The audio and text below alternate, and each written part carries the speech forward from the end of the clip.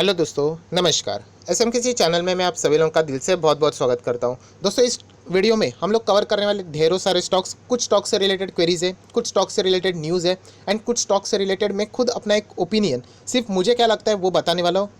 सब लोगों को पता है, मैं कभी भी आप लोगों को ये नहीं कहता हूँ कि मुझे फॉलो करो, बट जो लॉजिक है मेरा इसके पीछे का, वो अगर आपको पसंद आए तो डेफिनेटली आप उसके बारे में सोच ज़रूर सकते हो। तो चलिए ज़्यादा टाइम वेस्ट नहीं करते, फटाफट इस वीडियो को स्टार्ट कर लेते हैं। सबसे पहले दोस्तों, आप सभी लोगों को पता है कोविड, यस दोस्तों, कोविड के वजह से फ्रांस, जर्मनी ऑलमोस्ट लॉकडाउन में जा चुका है। यस दोस्तों, वापस लॉकडाउन। एंड क्यों ना जाए, मतलब 50,000 पर डे केसेस फ्रांस जैसे इतने छोटे देश में, मतलब हम लोग कह सकते हैं कि लापरवाही कितनी महंगी पड़ सकती है। एंड इसीलिए मैं बार बार आप लोगों को बोल चुका हूँ कि बिल्कुल भी लापरवाह नहीं होना है। इंडिया का ग्राफ नीचे आ रहा है, इसीलिए आप सभी लोगों को कहना चाहूँगा कि अगर इंडिया सेकेंड वेव में जाता है तो बहुत ही ज़्यादा दिक्कतें हम लोगों को ही फेस करनी पड़ सकती है। सो एक कोविड की वजह से, लॉकडाउन की वजह से ये एक वापस डर बैठना शुरू हो चुका है कि बाकी कंट्रीज़ में भी इसी तरीके की अगर सेकेंड वेव आ जाती है सो वापस बिजनेसेस लॉकडाउन में जा सकते हैं। एंड ऐसी चीज़ें जो ऑलरेडी अभी तक नहीं खुली है उनमें हम लोग को प्रेशर देखने को मिल रहा है। एंड इसीलिए दोस्तों, अगर आप लोग देखोगे, मैं ऑलरेडी आप लोगों को बोल चुका हूँ, पीवीआर 1000 के नीचे अभी जाते हुए हम लोग को यूजुअली देखने को मिल सकता है। अभी लगभग 1000 के करीब आ चुका है, 2% की गिरावट। उसी के साथ साथ आइनॉक्स की भी अगर हम लोग बात करें, मैं आप लोगों को यहाँ पे दिखाना चाहूँगा, तो आइनॉक्स भी आप देख सकते हो 255, 3% की गिरावट। क्या ये कंपनी खराब है? मैं बार बार ये दोहरा चुका हूँ। बातों को समझना सीखिए दोस्तों, इमोशनली अटैच नहीं होना है। ये स्टॉक्स मेरे भी पोर्टफोलियो में थे, बट डिसीजन लेना आना चाहिए। विराट कोहली कितना भी अच्छा प्लेयर है, बट अगर 10 मैच हुए अगर वो आउट ही होता रहा तो उसको भी वार्निंग देनी पड़ेगी। सो यही बात बताना चाहूँगा कि सिचुएशन ऐसी क्रिएट हो गई कि मुझे डिसीजन लेना पड़ा। वरना आप सभी लोगों को पता है, मैं एक लॉन्ग टर्म का इन्वेस्टर हूँ एंड लंबी अवधि के लिए मैं शेयर्स को अपने पोर्टफोलियो में रखना पसंद करता हूँ। बट जैसे मैंने बताया कि इनका बिजनेस, ये ऐसा बिजनेस है कि अभी तक कितने सारे स्टेट्स में शुरू भी नहीं हुआ है। 50%, 60% छोड़ दीजिए, शुरू भी नहीं हुआ है। सो आप सोच सकते हो कि अगर फॉर एग्जांपल हम लोग वर्स्ट कंडीशन हमेशा पकड़ के चलना चाहिए, अगर इंडिया में ऐसा कुछ हुआ, अगेन वापस लॉकडाउन लगता है तो सोच लेना कि इन कंपनीज की हालत क्या हो सकती है। एंड ये लॉजिक के चलते मैंने इंडिगो, आइनॉक्स, पीवीआर जैसे स्टॉक से ऑलरेडी एग्जिट ले ली है। सो ये मेरा लॉजिक था जो कि मैं ऑलरेडी ओपनली आप लोगों को बोल चुका हूँ। ज़रूरी नहीं है कि 100% लोगों की सोच सही हो, आप लोग चाहो तो डिनाई भी कर सकते हो।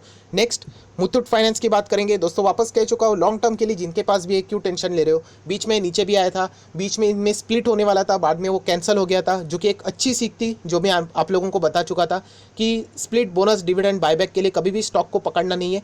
कैपिटल एप्रिसिएशन के लिए पकड़ना है, कैपिटल गेन के लिए पकड़ना है। 1000 का स्टॉक 2000 कैसे जाए, उस स्टॉक को पकड़ना है, तो automatically split, bonus, dividend, buyback, ये सारी चीज़ें आपके पीछे आई जाएंगी। सो मुथूट फाइनेंस में भी बीच में दिक्कतें देखने को मिली थी। आज भी कहना चाहूँगा, अगर किसी ने हाईएस्ट लेवल पे खरीदा होगा, कभी आप इसको लॉस में बेचने की सोच रहे तो ये बेवकूफ़ी वाला डिसीजन है। लॉन्ग टर्म में ये स्टॉक आपको अच्छे ही रिटर्न जरूर देगा। 10 साल में कंपनी ने बहुत शानदार परफॉर्मेंस किया है एंड ये भी कंपनी किसी बैंक से कम नहीं है। इनके ब्रांचेस बहुत ज़्यादा है, बहुत अच्छा परफॉर्मेंस दे रही है। तो आप जिन लोगों के भी पास है, बिल्कुल आप लोग चाहो तो होल्ड करके चल सकते हो। बाय सेल करना है या नहीं वो आपके ऊपर है, बट कंपनी है तो शानदार। इतना मैं आप लोगों को पैरामीटर्स की ओर से बता चुका हूँ। एचडीएफसी बैंक दोस्तों, एचडीएफसी बैंक से रिलेटेड आप सभी लोग पता है, आदित्य पुरी ने एक इंपॉर्टेंट बातें बता दी है, जो कि आप लोग देख सकते हैं। इंडियन बैंकिंग सिस्टम के ऊपर बहुत सारे लोग सवाल उठा रहे, तो उन्होंने ये कहा है कि हमारे बैंकिंग सिस्टम को कोल्ड हुआ है बट कैंसर नहीं। इसका अर्थ समझते हो? मतलब कोल्ड क्या होता है? कोल्ड मतलब आप लोगों की जो इम्यूनिटी है, या फिर आप कह सकते हो आपकी जो एफिशिएंसी है, आप बीमार पड़ते हो टेम्पररी स्केल के लिए। कैंसर मतलब एक बहुत बड़ी बीमारी होती है। तो कोल्ड मतलब ये जो बीमारी अभी देखने को मिल रही है कि एनपीएस, आप सभी लोग पता है अभी के एनपीएस सभी लोगों के कम आने वाले, खराब से खराब बैंक के एनपीए कम आ रहे हैं, क्योंकि बहुत सारे लोगों ने मोरेटोरियम अवेल किया होगा। सो एक्चुअल पिक्चर तो बाद में ही दिखने वाली है। बट अगर हम लोग ओवरऑल बात करें तो इससे भी आदित्य पुरी यही कहना चाहते हैं कि हमारे बैंकिंग सिस्टम को कोल्ड हुआ है, जो कि जल्दी से हम लोग को ठीक होते हुए देखने को मिलेगा। अगर आप ये सोचते हो कि कैंसर है कि पूरा खराब हो गया है, तो इतना भी पूरा खराब नहीं हुआ है। हमें क्या करना है, हमें टॉप बैंकिंग स्टॉक में रखना है। चाहे उसको कोल्ड हो जाए, कैंसर हो जाए, वो बैंक जाएगा तो ऊपर ही जाएगा। सो यही बताना चाह रहा था। Next, IRCTC. अभी आईआरसीटीसी में क्या बताऊँ, गवर्नमेंट खुद बोलती है ओएफएस लाएंगे, अभी तक कोई भी ऐसा अपडेट नहीं है। तो मैं भी अभी आप लोगों के लिए नेक्स्ट अपडेट कोई भी लाना मतलब ला नहीं सकता। जब गवर्नमेंट की ओर से ही कोई अपडेट आ जाएगा ओएफएस का, तो ही मैं आपको यहाँ पे बता सकता हूँ। फिलहाल तो ऐसी कोई भी अपडेट यहाँ पे नहीं है। उसके बाद हम लोग बात करेंगे Bajaj finance. Again wonderful stock, अगर आपको ये गिरावट में मिल जाता है तो ज़रूर बाय कर लेना। ज़्यादा कोई अपडेट यहाँ पे है नहीं। देखा जाए तो नंबर्स की भी बात करें, सब कुछ नॉर्मल ही रहा है। सो बजाज फाइनेंस के लिए कभी भी नीचे मिलता है तो आप बाय ऑन डिप्स भी यहाँ पे कर सकते हो, बट पेशेंस ज़रूर होना चाहिए। उसके बाद अगर हम लोग फटाफट कवर करें तो आईडीएफसी फर्स्ट बैंक। सो आईडीएफसी फर्स्ट बैंक में अगेन आप लोगों को बोल चुका हूँ कि यहाँ पे दिक्कतें बहुत ज़्यादा हैं। प्रोविजनिंग से रिलेटेड देखा जाए तो वोडाफोन आइडिया सेव तो हो चुकी है, बट स्टिल खतरे की घंटी इनके लिए हमेशा रहती है। प्राइस फैक्टर की वजह से बहुत सारे लोग इसमें आकर्षक होते हैं कि 30 रुपये है, 20 रुपये है, तो जंप करके देख लेते हैं। सो दोस्तों प्राइसिंग के ऊपर कभी जाना मत, वरना ऐसा हो जाएगा कि 30 रुपये का, फॉर एग्जांपल ऐसा हो जाएगा कि 30 रुपये में आप एंट्री करोगे एंड बहुत समय के बाद आपको पता चलेगा कि ये 35 पे जा चुके हैं, एंड दूसरा स्टॉक 50 रुपये पे, उसको आप लोग इग्नोर कर रहे हैं, शायद से वो 190 तक जा सकता है। सो प्राइस के ऊपर कभी भी फोकस नहीं होना चाहिए। जो मैं इससे रिलेटेड भी वीडियो बना चुका, आपका फोकस बैंक कंपनी के ऊपर होना चाहिए, उनके परफॉर्मेंस के ऊपर होना चाहिए। सो आईडीएफसी फर्स्ट बैंक खराब नहीं है, बट अगर मैं बात करूँ तो छोटे लेवल के बैंक के ऊपर आप सभी लोगों को मैं बता चुका, फेडरल बैंक कंपैरिजन में मुझे थोड़ा अच्छा लगता है। क्यों? ये मेरा पर्सनल बैंक है। क्या मैं इसका ओनर हूँ? बिल्कुल नहीं। कंपनी अच्छा नंबर दिखा रही, इसीलिए मैं बता रहा हूँ। ये भी अच्छा नंबर नहीं दिखा देंगे, इसको फेंक देंगे। आईडीएफसी अच्छा दिखाती है तो उसके बारे में बात करेंगे। सो ये बात को समझो दोस्तों, ये आपको मॉडिफिकेशंस आने चाहिए। सो फेडरल बैंक की बात करें तो अभी भी हम लोग अगर देखा जाए तो कंपनी अच्छा परफॉर्मेंस दे रहे हैं, बट बैंकिंग सेक्टर के ऊपर, फाइनेंस के ऊपर इतना प्रेशर है। सो इसी के चलते हम लोग को ये बार बार 50s एंड 60s के बीच ही रैली अप डाउन होते हुए देखने को मिल रही है। सो वेरी रिस्की कैटेगरी में ये बैंक मेरे पास है, जैसे मैंने कहा। And very very very risky category के हिसाब से एयू स्मॉल फाइनेंस बैंक को मैं अपने पोर्टफोलियो में रखता हूँ। उसके बाद बात करेंगे आलोक इंडस्ट्री, तो एक पेनी स्टॉक जैसा ही है, जो कि अभी हम लोग को जंप करते हुए देखने को मिला। अभी फिलहाल एक कंसल्टेशन फेज में ही चल रहा है, मतलब आप देख सकते हो 1 महीने का चार्ट पैटर्न, 6 महीने का भी चार्ट पैटर्न अगर आप लोग देखोगे तो बीच में बहुत ही अच्छा खासा रैली लेके गया था यहाँ पे 50-60 तक, बट उसके बाद हम लोग को गिरावट देखने को मिली एंड एक ही रेंज में फिलहाल यहाँ पे चल रहा है। सो जो भी इन्वेस्टमेंट की बातें थी, हम लोगों ने इसमें 1-2 रुपये पे खरीदा था। रीज़न आप सभी लोगों को मैं बता चुका था, आईबीसी कोड में चेंजेस हुए थे एंड बहुत कुछ पॉलिटिकली कंसर्न भी थे। सो इसका फ़ायदा हम लोगों ने यहाँ पे उठा लिया है। अभी अगर हम लोग बात करें फ्रेश बाइंग से रिलेटेड, तो एक तुक्का साबित हो सकता है। जब फ़ायदा उठाना था तब हम लोगों ने यहाँ पे उठा लिया, ऐसा ये पर्सनली मेरा मानना है। नेक्स्ट अगर हम लोग यहाँ पे स्टॉक के ऊपर आ जाते हैं तो उसका नाम है आईटीसी। सो दोस्तों आईटीसी आप सभी लोगों को पता है बहुत ही स्लो चलने वाला स्टॉक बन चुका है, एंड इसीलिए बहुत सारे लोग बार बार इस स्टॉक से रिलेटेड एक ही सवाल पूछते हैं, क्या इसमें एग्जिट हो जाऊँ। मुझे पर्सनली हमेशा लगता है कि इस स्टॉक से लॉस से निकलना एक बहुत ही गलत डिसीजन साबित हो सकता है। सो आईटीसी का सबसे बड़ा प्रॉब्लम मैं एक डिटेल वीडियो में बता चुका हूँ, जहाँ पे मैंने बताया कि मैक्सिमम स्टेक रखने वाले जो पर्सन है या फिर एंटिटी आप जो भी बोल सकते हैं, वो सिगारेट के बिजनेस के ऊपर ही फोकस करना चाहते हैं। अगर हम लोग बाकी की बात करें तो आईटीसी को एफएमसीजी प्लेयर करके आगे लेके जाने के लिए बढ़ावा यहाँ पे दे रहे हैं। सो ये थोड़ा सा क्लैश हो रहा है। उसी के साथ साथ गवर्नमेंट अपना स्टेक बेचने से रिलेटेड यहाँ पे कोशिश कर रही है, तो आईटीसी में भी उनका लगभग सूती के हिसाब से 7% का हिस्सेदारी है। सो अगर ये गवर्नमेंट अपना हिस्सेदारी आईटीसी वाला बेच देता है तो और भी ओवर सप्लाई यहाँ पे मार्केट में हो जाएगा, एंड ओवर सप्लाई होता है तो आप सभी लोगों को पता है तो प्राइस कम हो जाती है। सो ये आईटीसी के लिए एक दर्दनाक वाला सीजन यहाँ पे फिलहाल चल रहा है। कब खत्म होगा पता नहीं, बट लॉस में निकालना नहीं चाहिए, ऐसा मेरा पर्सनली मानना है। बाकी क्या करना है वो आपका डिसीजन। रिलायंस इंडस्ट्री ऑलरेडी मैं बता चुका हूँ, कल के दिन के लिए सबसे इंपॉर्टेंट स्टॉक है। कल कंपनी के रिजल्ट्स आने वाले। एक्सपीरियंस यही कहता है कि रिजल्ट मार्केट क्लोज हो जाने के बाद ही आते हैं, बट स्टिल आप लोगों ने इसके ऊपर नज़र रखने।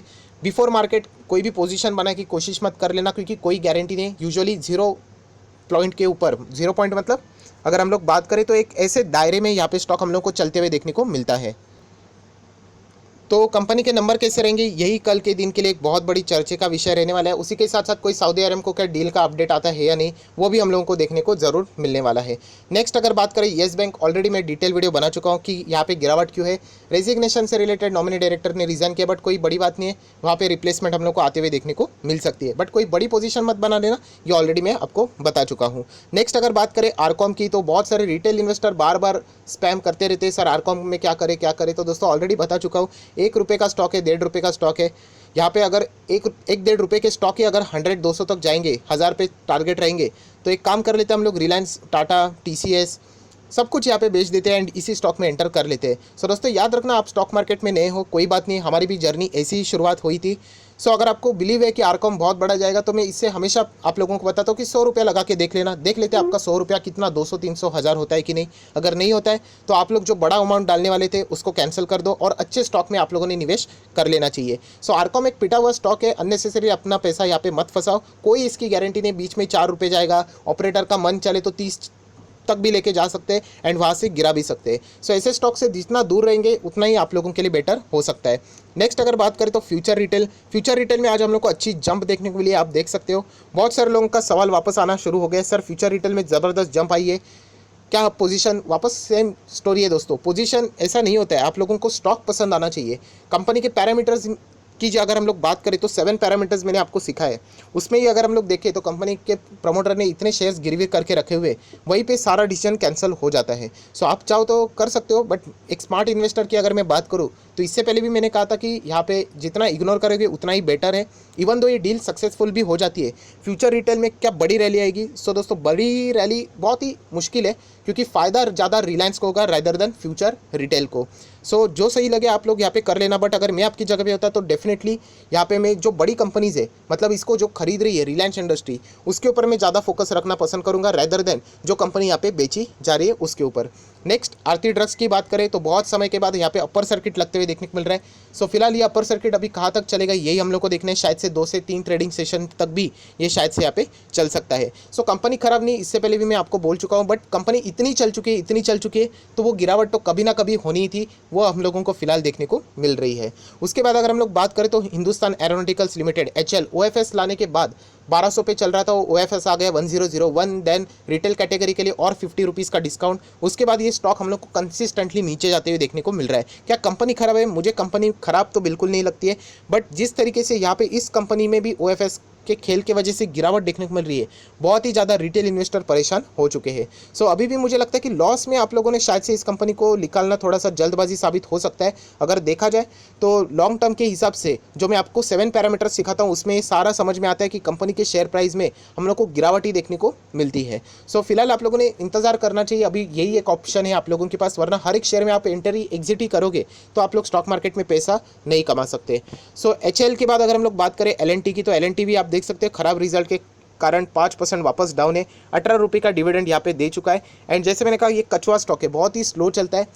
देखा जाए तो कंपनी खराब परफॉर्मेंस नहीं करती, ऑर्डर बुक 3 लाख करोड़ का ऑर्डर बुक है, 25,000 करोड़ का आज भी एक नया कॉन्ट्रैक्ट यहाँ पे मिल चुका है। बुलेट ट्रेन से रिलेटेड ऑफिशियली अनाउंसमेंट हो चुका है कि इनको ये कॉन्ट्रैक्ट मिल चुका है, गुजरात अहमदाबाद एंड मुंबई के बीच में जो बुलेट ट्रेन हो रही है। सो प्रॉब्लम यही हो चुका है कि कंपनी बहुत ही स्लो चल रही है, एंड इसीलिए LNT मैंने इससे पहले भी आपको बताया था 1400 1500 डिजर्व नहीं करता है, ये जितना नीचे जाए उतना ही ठीक है। सो वापस सेम चीज़ कहना चाहूँगा कि लॉस में निकालना मत, ऐसा मतलब अजीब लगता है कि LNT जैसा आप लोगों ने फंडामेंटल स्टॉक लॉन्ग टर्म के हिसाब से लॉस में निकाल दिया। अगर शॉर्ट टर्म नज़रिए है तो बात ही खत्म है, आप लोगों ने खुद ही बोल दिया कि आप ज़्यादा होल्ड नहीं कर सकते, तो आप चाहो तो एग्जिट ले सकते हो, बट लॉन्ग टर्म लोगों के लिए दर्दनाक वाली बात है, क्योंकि जितना होल्ड करोगे शायद से आप लोगों को कभी इससे रिलेटेड मौका मिल सकता है दोस्तों। उसके बाद अगर हम लोग यहाँ पे बात करें तो LIC के IPO से रिलेटेड वापस यहाँ पे सवाल पूछा गया कि आपके प्लान क्या है सरकार को, तो आप देख सकते हैं दोस्तों सरकार ने 2 जवाब दिए कि उनके 2 टारगेट थे, एक था प्राइवेटाइजेशन से रिलेटेड एंड दूसरा LIC के IPO से रिलेटेड। बट अगर हम लोग बात करें कोविड-19 की वजह से इनके जो प्लान से यहाँ पे उसके ऊपर जो रोड था उसके ऊपर ब्लॉकेज बन गए हैं, एंड इसके चलते हम लोग को ये सारी चीज़ें डिले होते हुए देखने को मिलेगी। स्टिमुलस पैकेज की अगर हम लोग बात करें तो ये दिवाली तक हम लोग को देखने को मिल सकता है, ऑन द वे है, ऐसा यहाँ पे सरकार की ओर से स्टेटमेंट आ चुका है। हकीकत में आएगा नहीं आएगा ये किसी को भी नहीं पता है। सो आशा करता हूँ दोस्तों ये फटाफट अपडेट आप लोगों के लिए हेल्पफुल साबित होगा, तो लाइक एंड शेयर कर देना। So that's it, thank you very much दोस्तों, we will be meeting our next video, तब तक के लिए बाय बाय।